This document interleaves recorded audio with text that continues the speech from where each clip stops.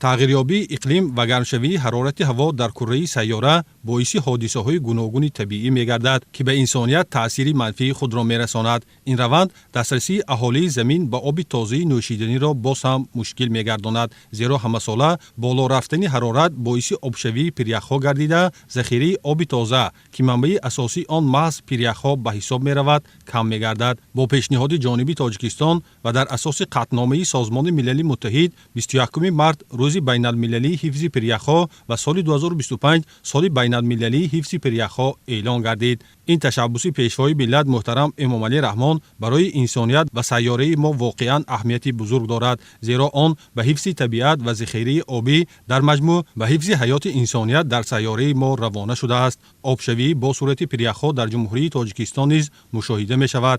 таи чанд даҳсолаи охир аз 13 000 пиряхҳои Тоҷикистон 1 000-аш пурра аз байн рафта, ҳаҷми пиряхи аз ҳама бузургтарин Фетченко ба таври назаррас коҳиш ёфтааст. Пажӯҳишҳо нишон медиҳанд, ки фақат дар тӯли 70-80 соли охир пиряхи Фетченко зиёд аз 1 километр ақиб рафта, майдони он то 44 километри мураббаъ кам шудааст. Обшавӣ бо сурати пиряхҳо дар баробари зиёдшавии истеъмоли об, ки бо афзоиши аҳолӣ ва рушди иқтисодӣ вобастагӣ дорад, метавонад ба оқибатҳои бағоят манфӣ оварда расонад, иброз доштанд президенти Тоҷикистон.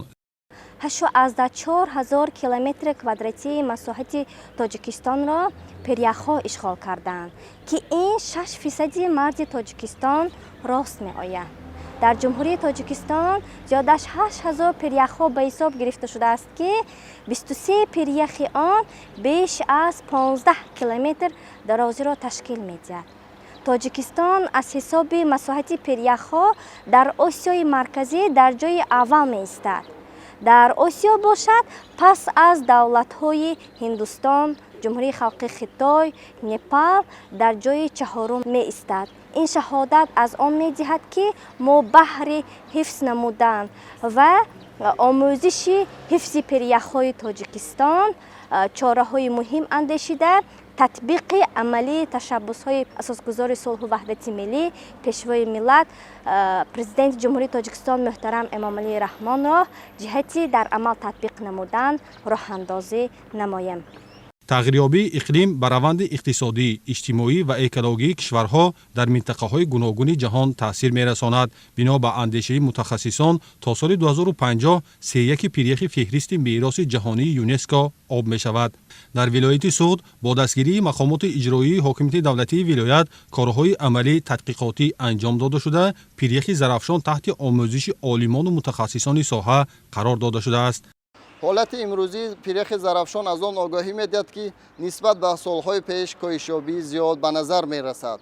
чӣ тавре ки мо медонем, забонаи пиряхи зарафшон дар баландии 2810 метр аз сатҳи баҳр баландӣ ҷойгир шуда истодааст, ки ҳолати имрӯзаи он аз он огоҳӣ медиҳад, ки қафогардии пиряхи зарафшон 2,5 километрро ташкил медиҳад. дар вақти омӯзиши экспедитсия маълум гардид, ки пиряхи зарафшон аз ҳисоби дарозӣ не, балки аз ҳисоби ҳаҷм кам шуда истодааст. бояд тазаккур дод, ки ин иқдом ва пешниҳоди аввалини пешвои миллат дар сатҳи ҷаҳонӣ набуда, қаблан низ якчанд ташаббуси президенти кишвар аз тарафи ҷомеаи ҷаҳонӣ пуштибонӣ ёфтааст. ин аз он шаҳодат медиҳад, ки ҳукумати Тоҷикистон дар мавриди татбиқи манфиатҳои мушкилоти сайёра дар сатҳи ҳамкории байналмилалӣ пайваста кӯшиш ба харҷ медиҳад. татбиқи барномаҳои марбут ба соҳаи об инъикосгарии манфиатдор будани на танҳо Тоҷикистон, балки дигар мамлакатҳои дуру наздик мебошад.